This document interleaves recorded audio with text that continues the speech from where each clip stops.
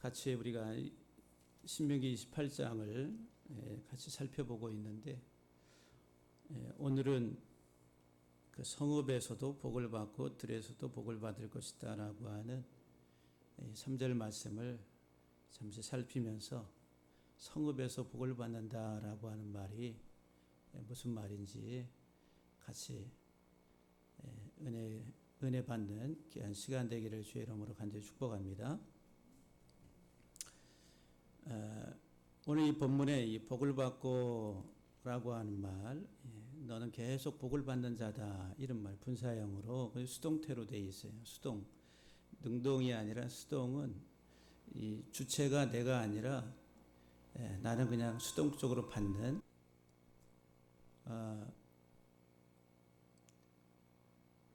우리는 복을 내가 주체적으로 어떤 복을 만들어내고 하는 그런 존재는 아니고, 우리는 주시는 복을 받는 수동적인 그런 존재다라고 하는 거죠.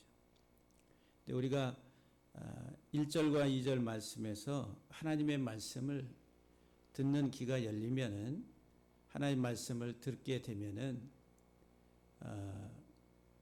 이 복이 임한다는 거예요. 이런 복들이 너에게 임할 것이다 라고. 그 복들이 뭐냐 하면은 성읍에서도 복을 받고, 성읍에서도 복을 받는다, 복을 받다.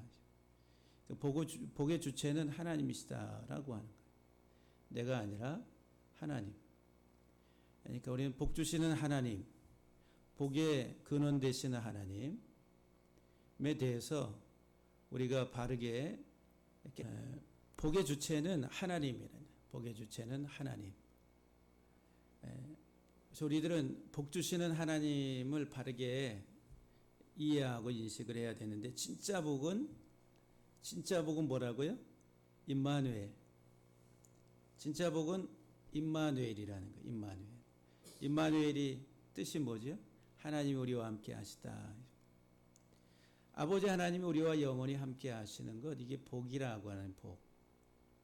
이 세상 살아가는데 복된 인생은 임마누엘의 삶이다. 하나님이 나와 함께 하시는, 그러니까 나와 함께 하시는 하나님의 복은 내가 만들어낼 수 있는 게 아니라 하나님이 찾아오시는 거예요.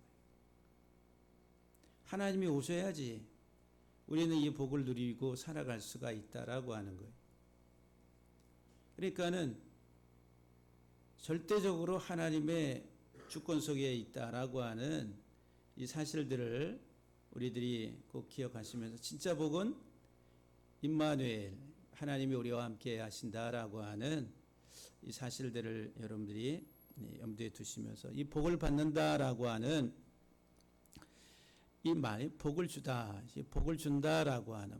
그래서 지난 시간에 여러분들에게 말씀을 드렸어요. 복을 주다, 세 가지 의미로, 세 가지. 하나님이 우리에게 복을 주시는데 그 복 주다라고 하는 의미, 개념의 뜻이 무엇인지를, 첫 번째로는 생산성을 높여주는 거예요. 바라크라고 하는, 복을 주다라고 하는 말이 생산성, 농사를 져서 100배로 열매 맺게 하시고, 가축을 키우는데 그 가축, 양떼, 소떼들이 막 이렇게 번성하는 것, 그게 복이라고 하는 생산성이죠. 생산성. 그리고 자손이 번성하는 것, 이게 하나님 주신 복이라는 거예요. 복.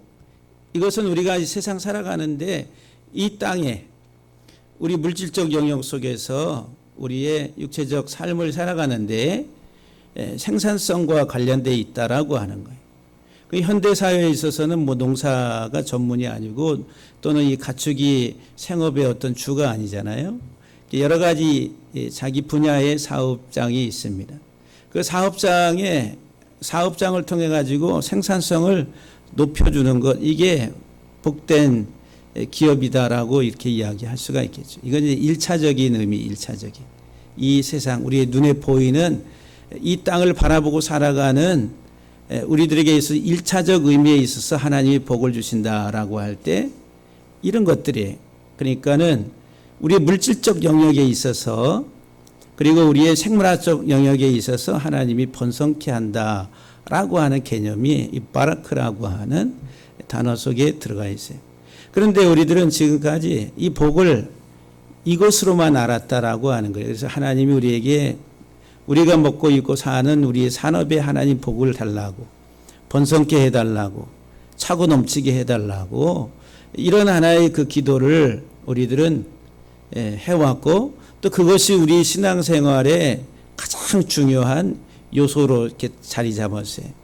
이제 그런 것들이 이제 너무 이렇게 초과해서 지나치게 되다 보면은 신앙 자체가 세상적 복을 원하는 기복적 신앙으로 빠져버리게 되는 거예요. 이게 상당히 위험한 거죠. 그게 이제 맘모니즘, 물질주의, 황금을 우상으로 알고 섬기는, 돈을 자기 생명처럼 알고 살아가는 그 삶으로 전락해 버리는 거예요. 지금 이 세상의 사람들이 대부분 그런 의식을 가지고 살아갑니다. 돈이 나이고 내가 돈이다. 그 돈이 없으면 내가 없는 것이고, 돈이 많으면 내가 부유하고 내가 잘된 것이다라고 이런 의식을 다 갖고 살아갑니다. 이게 이제 1차적 영역 속에서 하나님이 복을 주셨다라고 할 때 이런 개념을 가지고 있어요. 근데 이게 진짜는 아니다라고 하는 거예요.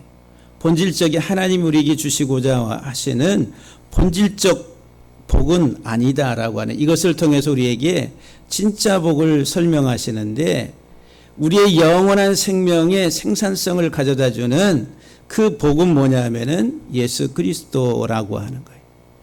이 세상에 잠시 머물다 살아간 이 땅의 물질적, 우리의 생물학적인 부분에 있어서 먹고 이렇게 차고 넘치는 이것으로서의 어떤 그 복이 한정되어 있는 그것 자체를 의미하는 것이 아니라, 이 땅에 이런 하나님의 그 성장의 과정을 통해서 하나님 우리에게 주시고자 하시는 것은 영원한 생명의 번성. 그게 뭐냐면은 예수 그리스도라고 하는, 그 바라크라고 하는 그 복을 주다라고 하는 단어가 복종하는 아들이라, 십자가에 죽기까지 복종하시는 아들 예수 그리스도. 그러니까 하나님이 우리에게 복을 주신다라고 할 때 우리에게 영원한 생명력을 부여하시는 것인데, 그것은 예수 그리스도를 통해서 우리에게 주시는 것이다라고 하는 거예요. 그래서 여러분, 우리가 내가 일을 하고 또 우리의 자녀들이 잘 되고 하는 이 모든 것들, 단순히 눈앞에 있는 우리의 이 세상적 삶에 있어서 잘됨만 바라본다라고 한다면은 그건 어리석은 거예요. 그걸 통해서 하나님이 우리에게 진짜 영원한 생명의 복이 무엇인가를 깨닫게 하시기를 원한다라고 하는 거죠. 그래서 이제 자연의 생명 원리 속에 영원한 생명의 원리를 담고 있다라고 하는 거죠. 그래서 이제 하나님이 주시는 진짜 복은 예수 그리스도를 통해서 우리에게 생명을 주시는 거예요. 이게 하나님의 창조의 손길이다라고 해요. 바라크라고 하는, 바라이, 창조하다, 카프라고 하는 손, 하나님의 창조의 손. 지금 하나님이 창조하시고 있어요. 하나님이 엿새 동안에 일을 하시고 쉬시고 놀고 계시는 게 아니라, 하나님 지금도 창조하고 계세요. 지금도 우리들 만드시고 계세요. 쉬지 않고 일하신다 그래. 아버지께서 일하시니 나도 일한다 그러죠. 주님이, 하나님 아버지가 일하고 계신 나도 일한다. 그 일이 뭐예요? 우리를 새롭게 만드신 새 창조의 일이다라고 하는 거예요. 그런데 창세기 1장에서 하나님은 우리들을 하나님 형상대로 만드신다라고 하셨어요. 그러니까 하나님 형상이 뭐냐면은 예수 그리스도라고 하는 거예요. 하나님의 형상이신 예수 그리스도를 통해서 우리를 새롭게 빚어가시는 것, 그 일을 지금 하나님이 하시고 있다. 이게 복이다라고 하는 거예요. 나로 하나님의 형상을 따라서 하나님이 예수 그리스도 안에서 이렇게 빚어가는 것, 그게 하나님이 내게 주시는, 우리 모두에게 주시는 진짜 복. 그래, 교회가 성장하고 확장하고 이렇게 선교하고 하는 이 모든 게 이런 하나님의 창조의 이 일들이 온 세계 만방으로 퍼져나가는 것이다라고 하는, 진짜. 그런데 이 하나님의 창조의 손길은 어디에 있냐면 이 속에 있다는 거예요. 내 안에. 하나님은 사람을 겉으로 보지 아니하시고 중심을 보신다 그랬어요. 그 사람의 속사람, 우리의 속을 새롭게 하심으로 하나님의 형상을 따라 만들어 가시는 하나님의 창조의 역사가 복입니다. 복. 그럼 여러분들이 그 하나님의 창조의 손길을 통해서 빚어져 가야 지금. 예. 그 하나님의 형상을 따라 빚어져 가는 그 과정이 쉽지 않다는 거예요. 그냥 자연스럽게 되는 게 아니라 고통이 따르게 고통. 근데 우리들은 이런 고통, 어려움 이런 것들은 받아들이려고 하지 아니하고 맞닥뜨리려고 하지 아니하고 그냥 회피하고 그냥 좋은 것만 받아들이려고. 그러니까 신앙생활 하나님의 부르심 속에서 그냥 하나님 우리에게 복 주신다 그냥 복만 생각하지 그 복 안에는 고통도 있고 삶의 많은 아픔들이 그 안에 다 들어가 있다라고 하는 거예요. 하나님의 빚어가시는 이 손길 속에. 그래서 여러분들이 신앙생활을 하나님 부르심 속에서 우리의 삶 자체를 너무 간단하게 단순하게 생각하시면 안 됩니다. 진짜 이제 하나님의 부르심 속으로 들어가면은 처절한 거예요. 그래야지 하나님이 나와 함께 하시는 임마누엘의 삶을 우리가 경험하고 느끼면서 진짜 복을 누리고 살아가게 된다는 거예요. 그래서 이제 이 복을 받는다라고 하는. 근데 이 복을 어디서 받냐면은 성읍에서 받는다. 성읍. 성읍에서도 복을 받고 성읍은 도시죠. 성. 뭐 때로는 이제 이 성벽이 쌓여 있는 그런 견고한 요새 주로 이제 그것을 많이 말합니다. 이 성읍 안에서라고 하는 거, 이르라고 하는 성, 그 다음에 베이트라고 하는 전시사, 이 성읍 안에서 장소를 의미하는 거예요. 그러니까 성읍에서. 그런데 이 성읍이라고 하는 성이라고 하는 이르라고 하는 이 명사는 어원이 뭐냐면은 눈을 뜬다 이 말이야. 눈 뜨다. 여러분들 성과 눈 뜨다가 매치가 안 되잖아요. 예? 각성한다. 예? 고대 사회에 있어서 적이 침략해오는 적들을 대비하기 위해서 성벽을 쌓고 그 성벽의 요소에다가 초소를 만들어서 초병을 세우고 거기에서 어떻게 해요? 그 보초병들이 보초를 순찰을 한다든지 또는 거기에 서서 적들이 오는지 안 오는지 그것을 미리 망 보는 것. 이 개념이 이제 눈 뜬다 이 말이에요. 여러분들 망 보는 사람이 눈 감고 졸고 있으면 되겠어요? 안 되겠어요? 안 되는 거예요. 그러니까 견고한 성이 되려면 어떻게 돼? 항상 정신 차리고 각성하고 깨어 있어야 된다는 거예요. 그래서 이제 각성하다, 깨어있다, 눈 뜨다라고 하는 어원에서 성이라는 게 성. 그 성이 견고한 성. 근데 졸다가 함락된 성이 소아시아 그 7교회 중에 한 성이 나오는데 그게 사대라고 하는 성이 사대성. 난공불락의 그런 요새와 같은 성이었는데 그 보초병이 그 고지대 높은 데서 졸다가 이 철물을 떨어뜨려 가지고 주스로 내려갔다가 비밀통로로 내려갔다가 거기 밑에서 매복하고 기다리던 적군에게 그게 이제 발각이 돼가지고 몰래 뒤따라가지고 비밀통로를 알게 돼서 그 다음에 그 통로를 통해가지고 그 성을 함락시켰다는 거예요. 그래서 졸지 말라는 얘기가 나오는 거예요. 졸지 말라. 깨어있으라고. 여기 이제 우루, 눈을 뜨다 깨다 각성하다 이런 정신을 바짝 차린다는 거예요. 여기에서 성읍이란 성. 그래서 여러분들에게 이 사진을 하나, 이 사진이 무슨 우리나라의 아침 출근 시간에 보면은 지옥철이라 지옥철. 빽빽하게. 저도 중학교 서울 창동에서 저기 도남동 해화동 로타리까지 버스를 타고 학교를 이렇게 등교를 할 때 한 45분씩 버스 타고 다녔어요. 모자 쓰고. 그때는 안내양들 다 있어가지고 참 매달려가지고 그 여자 안내양들이 얼마나 또 힘이 좋은지 들어가라고 밀고 하면서 그럼 또 이 기사는 말이죠 이렇게 직진으로 안 가고 한번 이렇게 해가지고 흔들어가지고 싹 쏠리기 위해서 쏙 하여튼 그 희한한 기술을 가지고 있는 기사들, 그래가지고 막 쏠리면서 쑥 들어가게 만들고 그냥 빽빽하게 콩나물 시루보다 더 빽빽한 그런 버스를 타고 학교를 다닌 그런 기억이 납니다. 지금은 이제 뭐 지하철도 거의 안산에만 있으니까 서울 갈 일이 없으니까는 얼마나 그 지하철이 그렇게 빽빽한 콩나물 시루인지 알지 못하는데, 그 사진을 한번 검색을 해보니까 뭐 이 정도는 뭐 보통인 것 같아요. 빽빽하게. 아침 일찍부터, 그러니까 이 사람들이 아침 일찍 깨가지고 번식가지고 막 뭐 이어폰 끼고 막 하면서 자기 일터로 탁 가잖아요. 일터로. 그렇죠?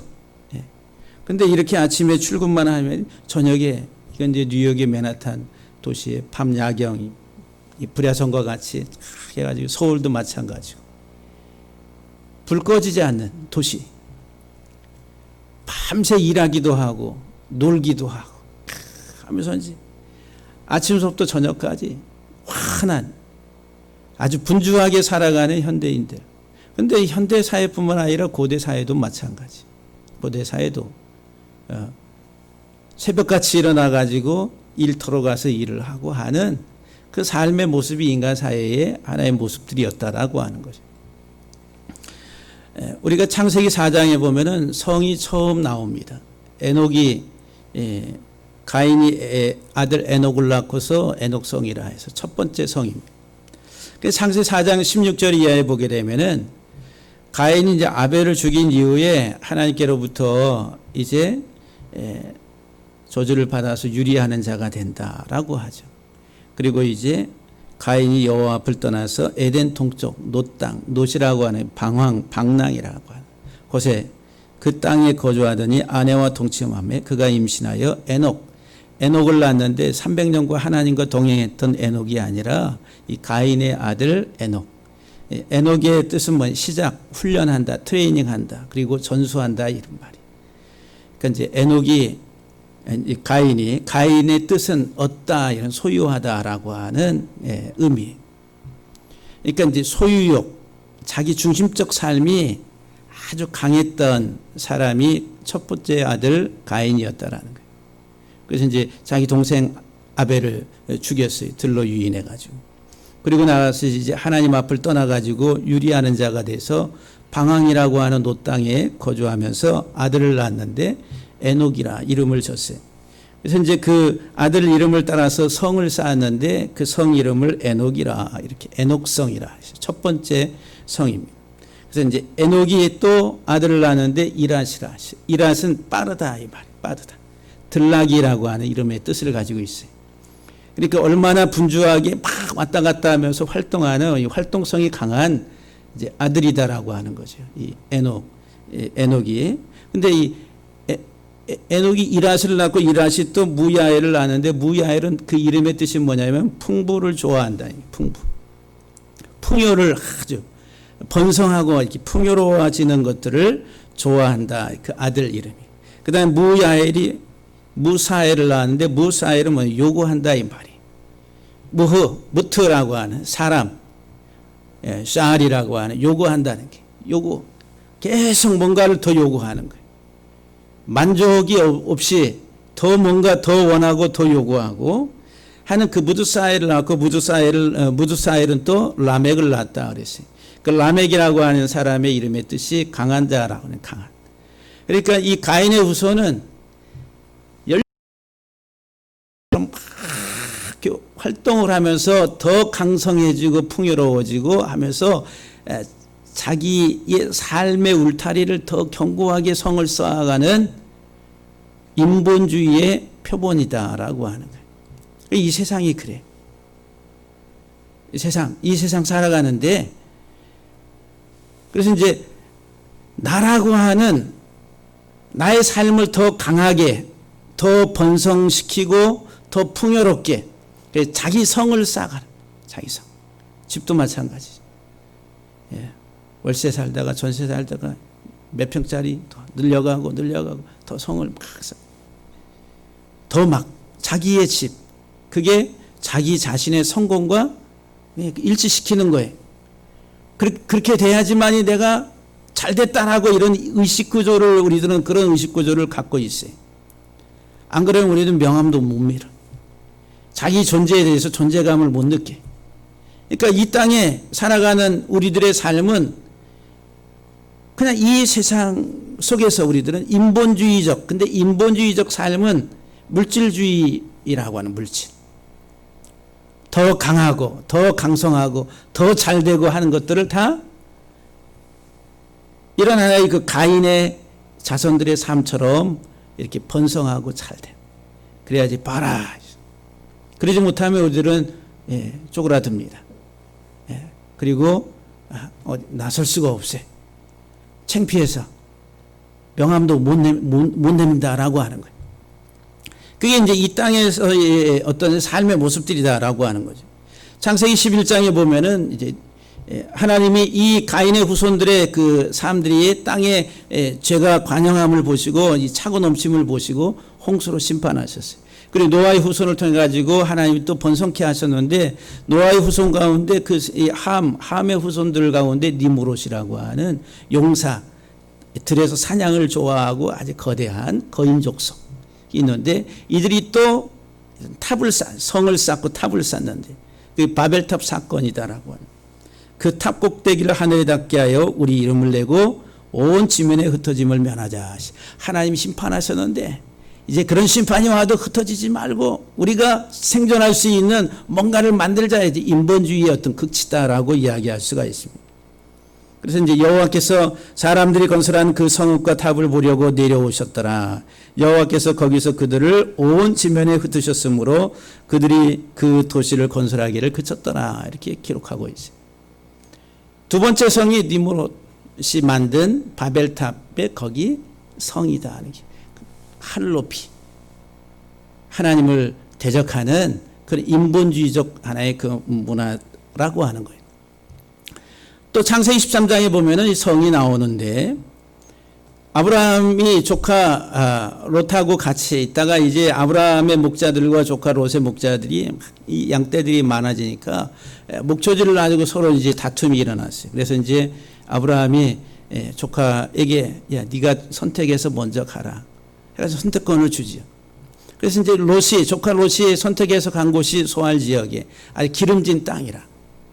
가다 보니까 거기에는 아주 큰 성이 있는데 소돔과 고모라라고 하는 성, 거기에서 이제 거주하게 됐다라고 기록합니다. 그러니까 보기에 좋고 기름져 보이는 또 번성하고 있는 그 지역을 따라서 롯이 갔어요. 그런데 하나님이 그 소돔성을 멸하시죠.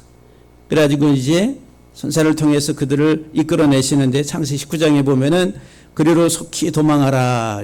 어디로 도망하라 그러냐면 소알이라고 하는 아주 작은 성이 있는 곳으로, 하찮다, 작다라고 하는 그 성으로. 근데 지금 자기들이 살았던 곳은 소돔과 고모라인데 아니 저기 가서 어떻게 살 수 있습니까? 그런데 저기로 가라. 그 영적인 것이 영적인 것.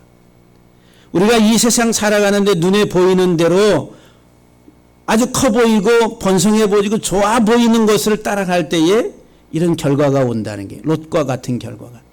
근데 하찮고 작은 것처럼 보이는데 그것을 따라갈 때 살게 된다는 거예요. 하나님 나라는 누가 들어간다고요? 어린아이들처럼 자기를 낮추는 자, 소자가 하나님 나라를 차지하게 된다라고 하는 이 말씀을 보게 됩니다. 그래서 이제 소돔과 고모라 성을 하나님이 다 멸하셨다라고 하는 말씀이 창세기 19장에 나옵니다. 그리고 이제 광야에 갔을 때에 하나님이 이제 그 가나안 땅을 약속을 하셨는데 그 가나안 땅을 이제 정탐을 하려고 정탐꾼을 보냅니다. 근데 와서 보고를 하는데 10명의 사람들이 그 땅 거주민은 강하고 성읍은 견고하고, 그 가나안 땅에 있는 성읍들이 아주 견고하고 그 땅에 또 거민들은 또 강하고 그리고 훈련이 잘 돼 있고 그 성이 또 힘이 크다라고 이렇게. 그 안악자손은 이 거인 족속과 같은 거예요. 자기들에 비하면 메뚜기라. 우리는 이 땅 들어가서 싸워서 이길 수가 없습니다. 이렇게 이제 보고를 하죠. 그러니까 신명기 1장 28절에서 우리가 어디로 가랴 우리 형제들이 우리를 낙심하게 하여 말하기를 이렇게 낙담하게 만들었다. 가서 눈에 보이는 대로 이야기하니까 거짓말이 아니라 진실을 얘기해서 눈에 보이는 대로 가서 보니까 성은 견고하고 훈련이 잘 돼 있고 무기도 잘 갖추고 있고 성도 크고 또 그 사람들도 등치도 크고 잘 관찰을 하고 왔어요. 그래서 와서 얘기를 그대로 했는데 거기에 이제 이스라엘 백성들이 그 소리를 듣고 아유 어떻게 여기까지 왔는데 들어가지도 못하고 다시 돌아가야 되나.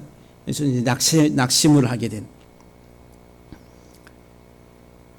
그 성읍들은 크고 성곽은 하늘에 닿았다라고 이런 하나의 보고를 하게 됩니다. 그런데 하나님이 이제 그 이런 가나안의 이런 성읍들을 신명기 20장 16절 17절에 보면은 이 성으로 들어가서 이 성을 차지하고 정복하는데 이 성읍에 호흡이 있는 자들을 하나도 살리지 말라. 다 죽이라고. 진멸하라고. 헷 족속, 아모리 족속, 가나안 족속, 브리스 족속, 히위 족속, 여부스 족속.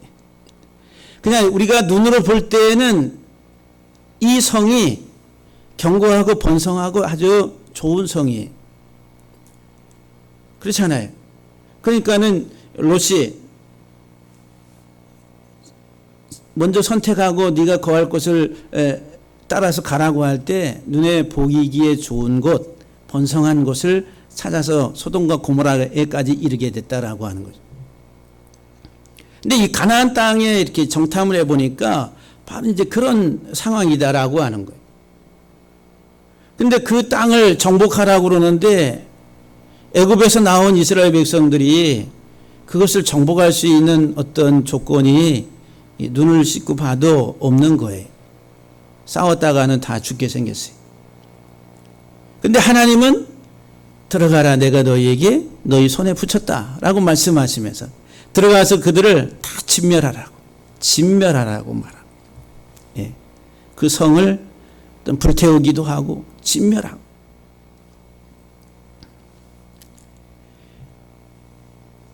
우리가 이제 이 고린도후서 10장에 보게 되면은 이 성에 관한 요새 견고한 지인이라고 하는 단어가 나옵니다. 고린도후서 10장 4절 이후에 보면은 우리의 싸우는 무기는 육신에 속한 것이 아니요 오직 어떠한 견고한 진도 무너뜨리는 하나님의 능력이라. 그러니까 우리의 싸움은 견고한 진을 무너뜨리는 하나님의 능력이라.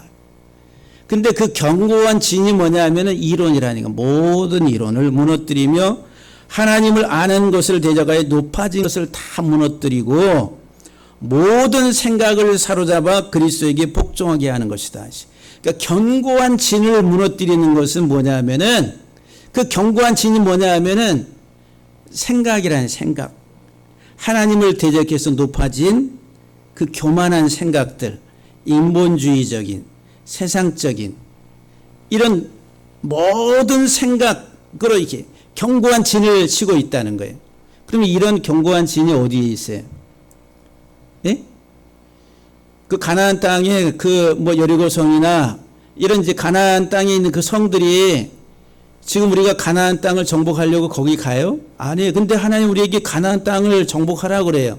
아모리 족속, 헷 족속, 히위 족속, 이 족속들을 다 진멸하라고 그래요.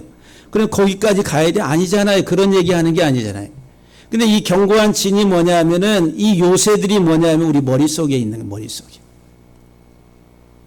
가인의 후예들처럼 이 세상적 물질주의의 어떤 풍요와 번성을 추구하면서 인간의 인본주의적 성을 쌓아가는 우리의 이 견고한 성, 여기에 있는 거 이 머릿속에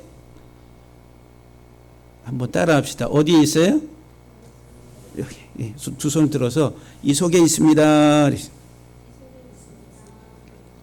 그럼 뭐를 깨트려야 돼요? 진멸하라고 그러죠. 하나님이. 이 생각을 깨트려야 된다. 견고한 진을. 이게 복이에요. 복. 이 생각의 깨어짐이 진짜 이 성읍에서 복 받는 거예요. 우리가 이 세상 물질적 이 땅의 삶의 목적을 두고 우리의 최대의 가치를 두고 살아왔던 우리의 이런 사고방식들의 이 견고한 생각들, 이론들, 이 모든 것들이 박살이 나야 돼. 박살. 근데 여러분들 안 깨지려고 그래요. 더 견고하게 더 그 성을 쌓습니다. 가인처럼 또 니므로처럼 우리들은 더 이 머리통에 견고한 성을 더 쌓아요. 그래서 이걸 깨트리려고 그러면 여러분들이 저항을 합니다. 목사님 깨트리시면 안 됩니다. 목사님 그러시면 안 됩니다. 예? 그래야 안 그래? 안 그래요? 여러분들은 그렇게 대답하고 싶지만은 대답할 수 없는. 여기에 우리의 견고한 진을 다, 그래서 성읍에서 복을 받는다 그랬어요. 아까 복이 뭐라고 그랬어요? 물질적인 영역에 있어서는 생산성이라고 이야기하지만은, 그러나 하나님이 말씀하신 진짜 복은 예수 그리스도라고 그랬잖아요. 그 예수 그리스도를 통해서 우리를 새롭게 창조하신다 그랬잖아요. 하나님 우리 안에, 하나님의 성전을 삼으시고 우리 안에 들어오시는데, 여기에 성처럼 쌓고서 주님이 들어오시는 것을 가로막고 있는 것들을 어떻게 깨트려야 되는 거예요. 그래서 이 성에 예수 그리스도로 충만하게 되려면은 이 속에 쌓여있는 세상적 가치관의 사고들, 이념들, 이런 이론들을 다 깨트려, 이게 하나님의 강력한 능력으로 깨트려야지만이 성읍에서 복을 받는 겁니다. 할렐루야. 성읍에서 복을 받는다. 단순히 물질적인 우리의 사는 이 도시 고을에서 내가 하는 일에 풍요로, 그 1차적인 의미다 그랬어요. 근데 그게 본질적 목적은 아니다라고 그랬어요. 그것을 통해서 진짜 하나님이 주시는 성읍에서의 복이 무엇인지를, 그래서 각성하다 이런 말이에요. 어원이 깨어있다, 각성하다. 이 돌덩어리 같은 이 물질적 어떤 성들이 어떻게 깨어있어요? 깨어있을 수 없잖아요. 인격체가 아니잖아요. 진짜 말씀하시는 것은 우리 이 성의 사고를 말을 하고 있다라고 하는 거예요. 정말 정신 바짝 차려요. 그래서 예수님이 제일 많이 하신 말씀 가운데 하나가 깨어있으라. 깨어있으라, 깨어있으라. 깨어있으라, 깨어있으라. 여기 깨어있어요. 어디 이 머리가 깨어있어야 된다. 열처녀 비유 가운데 깨어있으라고. 졸지 말라고. 그런 말씀하시고.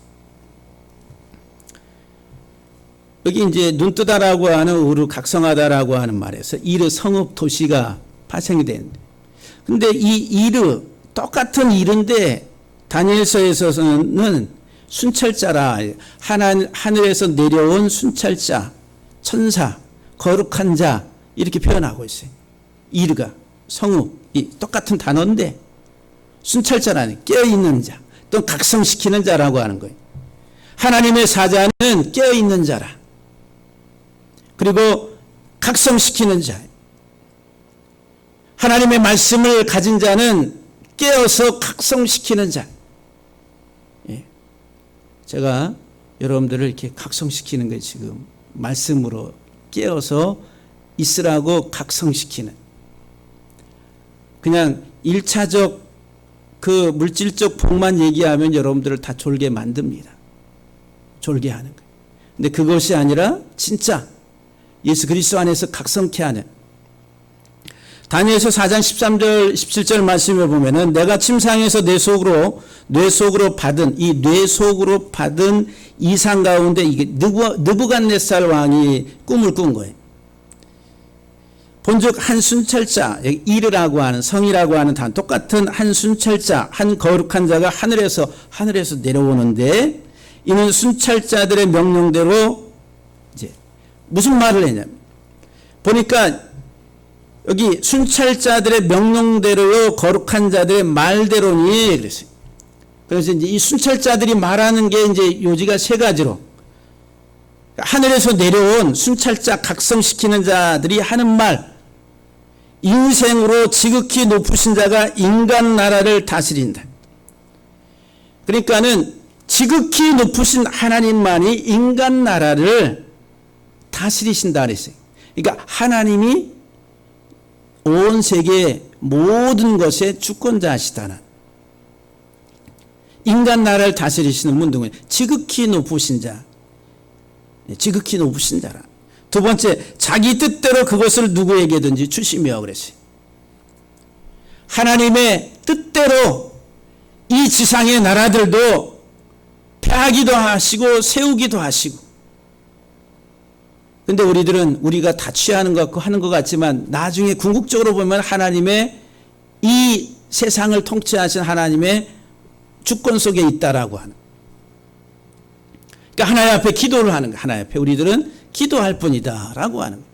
하나님 이 나라 하나님의 뜻 가운데 바른 길 가게 해달라고 기도할 뿐이다라고 하는 거예요.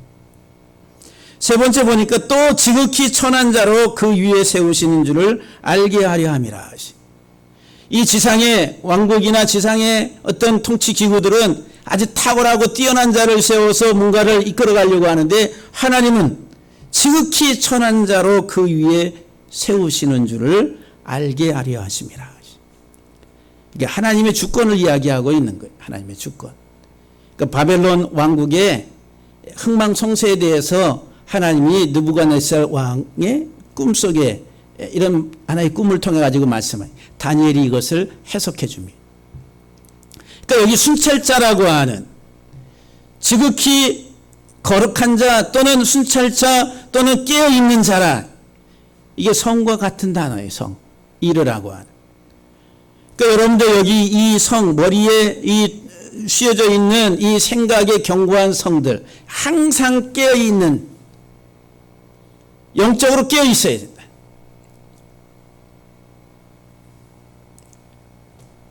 한 가지 더 의미를 우리가 성경에서 이 성에 대해서 살펴보면은 이르라고 하는 성과 또 숫당나귀라고 하는 아이르라고 하는 단어가 이 문자가 세 개가 똑같아요. 아이르, 이르 똑같아. 모음만 나중에 이렇게 틀리게 하는데 똑같아. 세 문자는. 근데 숫당나귀하고 이 성하고 똑같아. 근데 이것은 무엇을 의미하냐면은 이 숫당나귀는 예수님이 예루살렘에 이렇게 이제 왕으로 입성하실 때에 이 나귀 새끼를 탔다라고 말하죠. 그러니까 스가랴서 9장에 나오는 말씀입니다. 이 숫당나귀인 이 아이르는 예수 그리스도를 드러내는 역할을 해. 그 나귀가 그 나귀 위에 타시고 예수님이 예루살렘 성으로 입성하실 때에 그 위에다가 감람나무 잎사귀와 이게 그 다음에 옷을 깔고 덮고 해가지고 위에 타시고서 들어가서 호산나 다윗의 자손이여 그러면서 우리를 구원하소서 이렇게 막 외치잖아요. 그때 이 나귀를 타고 들어가시는 거예요. 이거 이 나귀가 하는 역할이 뭐냐면 그리스도를 드러내는 거예요. 메시아, 우리의 구세주, 우리의 왕이신 것을 드러내는 거예요. 그래 이 머리라고 하는 성은 나귀 이와 같은 것인데 누구를 이 각성해야 되는데 우리는 뭐에 대해서 각성하냐? 예수 그리스도에 대해서 우리의 이 사고 방식들이 각성해 있어야 되는 거예요. 이게 성읍이래. 성읍. 여기 성읍. 그러니까 여러분 성읍에서도 복을 받고 우리 이 말이 우리의 이 사고가 깨어져서 예수 그리스도로 새로워지는 것 이게 바로 그 성읍에서 복 받는다라고 하는 거예요. 할렐루야. 1차적인 것은 그 물질적 영역 속에서 진짜 우리의 사는 이 마을, 우리의 사는 도시 속에서 분주하게 막 생활하면서 우리의 생산성이 이렇게 높아가는 것. 1차적인 하나의 축복이다라고 이야기하죠. 그런데 그것이 끝이 아니라 그 이면에 하나님 우리에게 말씀하시고자 하시는 것은 예수 그리스도가 참 복인데 그리스도로 말미암아 우리가 생각이 바뀔 때 그 사람이 참된 복을 누리는 거예요. 임마누엘의 복을 누린다는 거예요.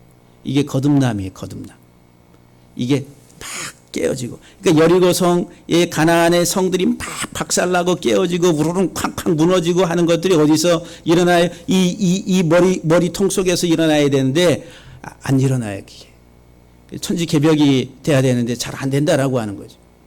그동안의 전통적인 신앙의 습관과 그런 어떤 하나의 그 사고 방식 때문에 잘 깨지지 않는다.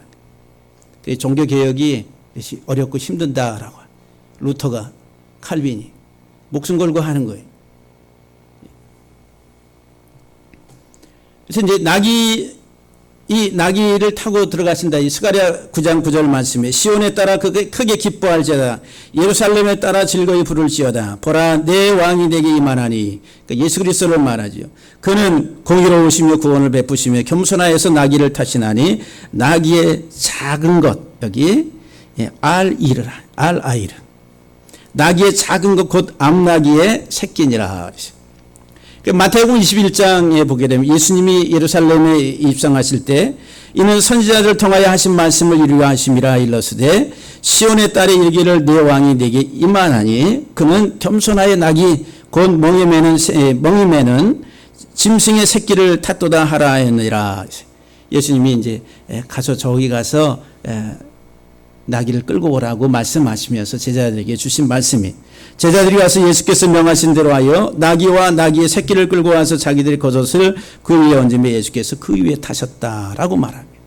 이 아이르 성읍과 같은 똑같은 단어인데 이 아이르 나귀라 한 성읍이라. 그러니까 이 나귀는 예수 그리스도를 우리에게 드러내 보여주는 역할을 하고 있다는 거예요. 진짜 이 성은 온 세상 가운데 그리스도를 환하게 밝히 드러내는 성이다라고 하는 거예요. 그게 에덴 동산이고 그리고 예루살렘 성이고 그리고 마지막 요한계시록에서 말하는 새 예루살렘 성이 위로부터 내려온다라고 하는 이런 말씀들을 우리가 보게 됩니다. 시편 46편 4절은 에덴 동산을 암시해 주고 있습니다. 한 시내가 있어 날이 흘러 하나님의 성 곧 지존하신 이의 성소를 기쁘게 하도다. 한 강이 흘러서 네 개로 나누어지면서 온 에덴 동산을 적셨다라고 창세기의 2장에 보면은 나옵니다. 시편 48편 1절에 여호와는 위대하시니 우리 하나님의 성 거룩한 산에서 지극히 찬양 받으시리로다. 하나님의 예루살렘 성은 그 예루살렘 성이 예수 그리스도를 드러내는 곳이다. 예수 그리스도를 평화의 왕이신 예수 그리스도를 드러내고 가르치는 곳이 예루살렘이. 예루살렘이라고 하는 말이 야라 가르치다라고 하는 샬렘 평화라는 평화를 가르치는 곳. 예수 그리스도의 복음을 가르치고 드러내는 성이 예루살렘 거룩한 성이라는 거예요. 그런데 예수 그리스도를 드러내지 못했다는 결국은 다 무너지고 만 거예요. 우리가 이 성이 예수 그리스도를 알고 깨닫고 드러낼 때에 우리가 새 예루살렘 성 궁극적으로는 하나님의 성에 다 들어가게 되는 그 은혜 속에 있다라고 하는 거예요. 오늘 사랑하는 성도 여러분들 성읍에서도 복을 받는다. 성읍이 1차적으로 우리가 사는 이 도시 이 삶의 영역 속에서 물질적인 우리의 생산성을 이야기하지만 그것이 본질적인 하나님이 말씀하시고자 하는 목적은 아니다. 진짜 성읍은 이 머리라고 하는 영원한 생명은 이 머릿속에 들어있는 생각의 사고의 진이 세상적 물질적 가인의 후손들로서 채워져 있는 물질주의적 인본주의의 이것들이 다 무너지고 파괴될 때에 예수 그리스도 안에 새롭게 세워지는 이 성을 통해서 우리들은 하나님이 거주하신 하나님의 온전한 성전이 된다라고 하는 거예요. 이 성전에서도 복을 받는다. 성읍에서도 복을 받는다. 여러분들의 머리가 이 뇌 속에 그런 하나님의 생명의 복이 넘쳐나기를 주의 이름으로 간절히 축복합니다. 할렐루야. 기도하시겠습니다. 하나님